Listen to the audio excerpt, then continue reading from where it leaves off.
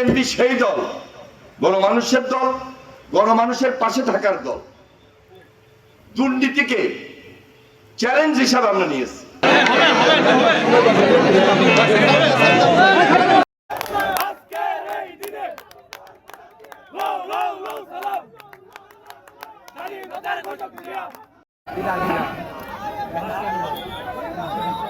গত 17 বছর আন্দোলন করতে হয়েছে, সংগ্রাম করতে হয়েছে গ্রামের মানুষের কাছে গ্রামীণ অর্থনীতি ফিরিয়ে দেওয়ার জন্য, কর্মসংস্থান এই এলাকার মানুষের কাছে নিয়ে আসার জন্য, কৃষি ব্যবস্থা, সেচ ব্যবস্থা, উৎপাদন দ্বিগুণ করা, মাছের চাষ, পরিবেশ রক্ষা, সবকিছু মিলে এই যে গ্রামীণ 200-র বেশি সার্ভিস ও ফিচারে লেনদেনের সব বিকাশ অ্যাপে সম্ভব।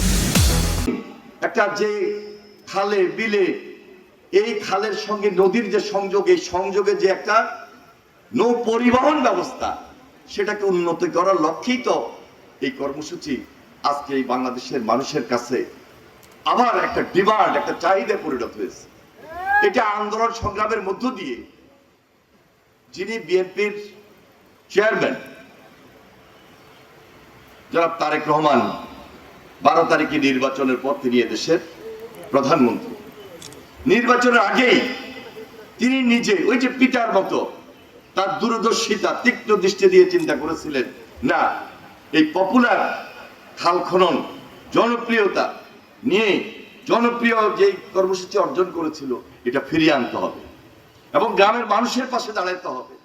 যার কারণে প্রেসিডেন্ট জিয়া যেভাবে জনবান্ধব, গণবান্ধব, দেশপ্রেমিক সরকার হিসাবে দেশ পরিচালনা করেছিলেন, তারেক রহমান সেই কাজটি করার জন্যই পিতার মতো পিতাকে অনুসরণ করে গ্রামের মানুষের কাছে ফিরে যাওয়া এই কর্মসূচি নতুন ভাবে হাতে নিয়েছে। ইতিমধ্যে আপনারা লক্ষ্য করেছেন, জানেন, দৃশ্যমান দিনাজপুরে একটি খাল খনন তিনি উদ্বোধন করেছেন। একই দিনে সারা বাংলাদেশের 54টা জেলায় আমরা খাল খনন কর্মসূচি হাতে নিয়েছি, যা এখন পর্যন্ত চলমান আছে, অব্যাহত আছে। আজকে আমি এখানে এসেছি, পার্লামেন্টের বিরোধী দল এখানে আছেন, উনি ওনার কথা বলছেন, আমি সরকারি দল ওটার উত্তর দিচ্ছি, আমি আমার কথা বলতেছি। এটা হলো গণতন্ত্রের সৌন্দর্য। কিন্তু আমরা সরকারি দল, বিরোধী দল কোনো কারণে অন্যায়কে প্রশ্রয় দিই, দুর্নীতিকে যদি প্রশ্রয় দিই, তাহলে পার্লামেন্টে মারামারি শুরু হয়ে যাবে। এই জন্য আগে থেকেই মাঠ পর্যায়ে, ফিল্ড পর্যায়ে আমাদেরকে খুব সজাগ থাকতে হবে। প্রতিটা বাক্য বিনিময়, প্রতিটা কথাবার্তায়, কাজে কর্মে একজন মন্ত্রী কি করছেন, একজন এমপি সাহেব কি করতেছেন, ওনারা যদি স্বচ্ছ থাকে তাহলে নিচের দিকেও স্বচ্ছ থাকবে। সুতরাং আজকে এই স্বচ্ছতার যুগ এসেছে।